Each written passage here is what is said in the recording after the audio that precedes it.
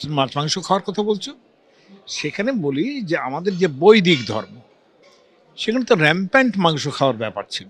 দেখো, ভেজিটেরিয়ানিজমটা পরে চালু হয়েছে, আমাদের দেশে প্রথমে ভেজিটেরিয়ানিজম ছিল না। আজকে এমন একজন ব্যক্তির সঙ্গে আমি রয়েছি যিনি বর্তমান সময়ে বাঙালির এক অমূল্য সম্পদ। অমূল্য সম্পদ আমি এই কারণে বলছি, যখনই আমাদের এই রামায়ণ, মহাভারত, পুরাণের কাহিনী সম্পর্কে জানার ইচ্ছে করে, তখন তিনি তার ঝুলি সাজিয়ে হাজির হন, অনেকটা ওই সিধু জ্যাঠার মতো। তো আমার সঙ্গে এই মুহূর্তে রয়েছেন বিশিষ্ট পুরাণবিদ নৃসিংহ প্রসাদ ভাদুরী। আপনাকে অনেক অনেক স্বাগত আজ তাক বাংলায়। নমস্কার।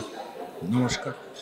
একটা জিনিস দেখুন, আমরা সত্যি কথা বলতে এমন একটা পর্যায়ের মধ্যে দিয়ে যাচ্ছি, কোনটা মিথ, কোনটা সত্যি, কোনটাকে আমরা মানব, কোন উপাচারকে আমরা মানব না, একটা ধোঁয়াশার মধ্যে মানুষের মধ্যে অজস্র এরকম সংশয় তৈরি হয়েছে। সেই সংশয়গুলো মেটানোর জন্য আপনাকে কিন্তু সবসময় পাওয়া যায়। তো এইরকমই একটা সংশয় হচ্ছে এই হিন্দু ধর্মে, মাছ মাংস খাওয়ার যে বিষয়টা, কারণ এই মুহূর্তে বর্তমান প্রেক্ষাপটে দাঁড়িয়ে এইটা ভীষণ রকমভাবে আলোচনা হচ্ছে। হিন্দু ধর্মে কি আদৌ মাছ মাংস খাওয়া নিষেধ? আপনি কি মনে করেন? দেখো, হিন্দু ধর্ম, আমি হিন্দু শব্দটা খুব বেশি রোচক মনে করি না আমার কাছে। আমি ভারতীয় বলতে পছন্দ করি, যদিও সমস্ত ভারতীয় ভাবনা, দর্শন সব কিছুই পরে হিন্দু বলে একটা ট্রান্সফার হয়েছে, সেটা ঠিক আছে। সেটাকে সনাতন ধর্ম বলা যায়? সনাতন ধর্ম, সনাতন ধর্ম যারা বলছেন তাদের সনাতন ধর্ম সম্বন্ধে কোনো আইডিয়াই নেই। সনাতন ধর্ম কাকে বলে ওনার কোনো আইডিয়াই নেই। সনাতন ধর্ম চেঞ্জ করে, পদে পদে চেঞ্জ করে। সনাতন ধর্ম মানে হচ্ছে behavioural practice, rather best practices, সেইগুলো হচ্ছে সনাতন ধর্ম। সেটা তো চেঞ্জ করেছে, কালে কালে চেঞ্জ করেছে, তাই না? যেটা আমি তার মধ্যে যাচ্ছি না। যারা মাছ মাংস খাওয়ার কথা বলছো, সেখানে বলি যে আমাদের যে বৈদিক ধর্ম, সেখানে তো র্যাম্প্যান্ট মাংস খাওয়ার ব্যাপার ছিল। কারণ বৈদিক ধর্মের মধ্যে যেটা সব প্রধান হচ্ছে যাগযজ্ঞ।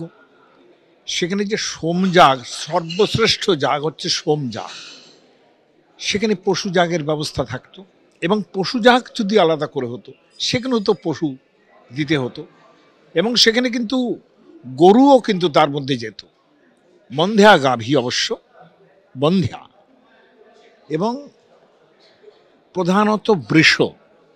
কারণ ঋগ্বেদের মধ্যে বহু জায়গায় এরকম আছে যে ইন্দ্র বলছেন, ইন্দ্রের একটি পুত্র ছিল, সেই পুত্রে জয়ন্ত নয় আরেকজন পুত্র, তার স্ত্রী প্রচুর পরিমাণ রান্না করেছেন।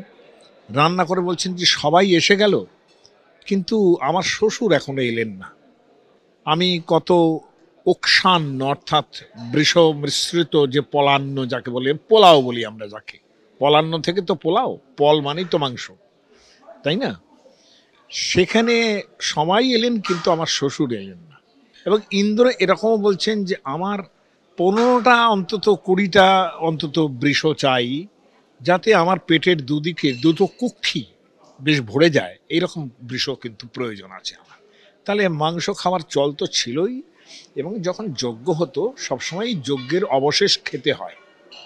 আমরা যেমন ঠাকুরকে নৈবেদ্য দিলে তার অবশেষটা আমরা গ্রহণ করি, তো আমাদের প্রসাদ হিসেবে যেটা আসে, এই যে সরস্বতী পুজো গেল, সরস্বতী পুজো হলো, তার প্রসাদটা আমরা পাই।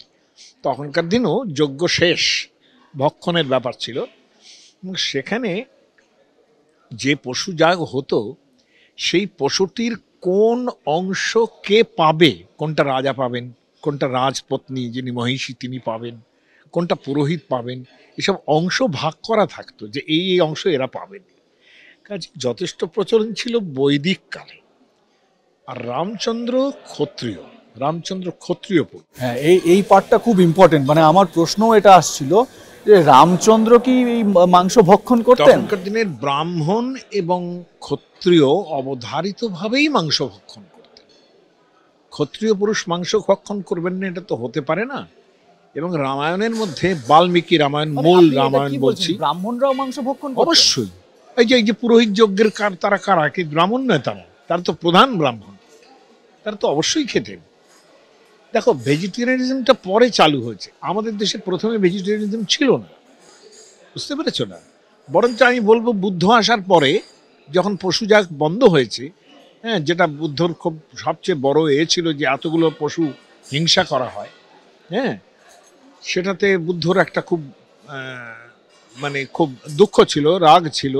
তো সেটা পশু যাগটা তখন যজ্ঞাদি ক্রিয়াই বন্ধ হয়ে যায় বুদ্ধদেব আসার পরে।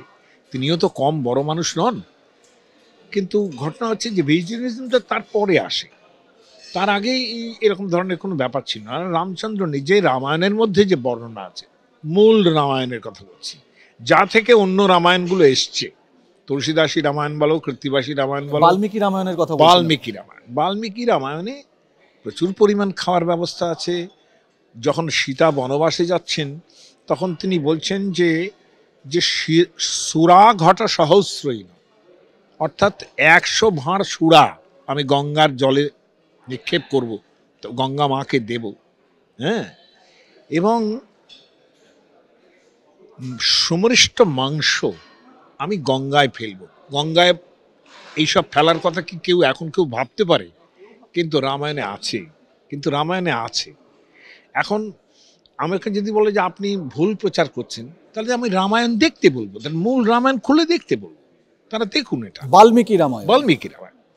এবং যখন রামচন্দ্র যেদিন মারিচ রাম রাম বলে ডাকছে এবং সীতার বায়না শুনে তিনি সোড়ান হরিণ আনতে যাচ্ছেন, তার তো কোনো আইডিয়া ছিল না যে সীতা হরণ হয়ে যাবে বাই দ্যাট টাইম। তো মারিচকে ওই রকমভাবে মারার পর তারপর তার মনে হলো যে বাড়ি যাচ্ছি। এবারে তিনি 3 রকমের হরিণ মেরে নিয়ে বাড়ি যাচ্ছেন কাঁধে ঝুলিয়ে। 3 রকম, 3 কিসিম, রুরু, পৃষত ইত্যাদি 3 রকমের কিসিমের হরিণ ঝুলিয়ে যাচ্ছেন। বনের মধ্যে বাস্তুপুজো হবে, বনের মধ্যে তিনি কুটির তৈরি করছেন। প্রথম যে কুটির নির্মাণ হলো, লক্ষ্মণকে বললেন যাও তুমি একটা হরিণ ধরে নিয়ে এসো, সেটা শিকার করে নিয়ে এসো এবং সেটাকে রোস্ট করে তারপরে সেটার বাস্তুপুজোয় কাজে লাগলো। এই তো রামচন্দ্র, তাই না? আর সীতাও খেতেন না, এটা তার বলার কোনো মানে নেই। মানে আপনি যা বলছেন মাস্টারমশাই, মানে এখনকার যারা এই রাম রাম নিয়ে যারা এত লাফালাফি করে, আমাদের তাতে আমার আমি বলছি একটা কথা শোনো, ভীষণ রকম খেপে যাবে। আমার খেপে যাবে কেন? আমার এতে রাম ভক্তি কিছু কমে না। আমি রামচন্দ্রের, ওরা যতখানি রামচন্দ্রকে ভক্তি করে আমি তার থেকে বেশি করি, কারণ এতে আমার ভক্তি কমবে কেন? দেখো, নিরামিষ খাওয়া মানে হচ্ছে একটা কৃচ্ছ সাধন করছি, মানে আমি কৃচ্ছ সাধন বোঝো তো, মানে সাধনের অঙ্গ সেটা। আমি রামচন্দ্রের উপাসনা করছি, আমি কৃচ্ছ সাধন করব, আমি ভক্ত। তো ভক্ত যিনি, তিনি কৃচ্ছ সাধন করবেন, তিনি নিরামিষ খান, কিন্তু তিনি নিরামিষ খাবেন মানে রামচন্দ্র নিরামিষ খাবেন তা তো হয় না। একদমই তাই। তার যে দেবতা পুরুষ, তিনিও নিরামিষ খাবেন, এটা তো হয় না। আমি একাদশী করব বলে তিনিও একাদশী করবেন, এটা তো হয় না। আমি একটা কাহিনী এরকম শুনেছিলাম, একদম সময় সংক্ষিপ্ত, ছোট্ট করে প্রশ্ন করছি। যুধিষ্ঠির প্রশ্ন করেছিলেন যে ঈশ্বরকে বা দেবতাদের, যে আমি আমার পূর্বপুরুষদের সন্তুষ্ট করতে চাই, তাদেরকে কি খাওয়াবো? তো তারপর নাকি দেবতারা বলেছিলেন যে মাছ খাওয়াও, মাংস খাওয়াও, বা এই খাওয়ালে এতদিন সন্তুষ্ট। এটার কতটা সত্যতা রয়েছে?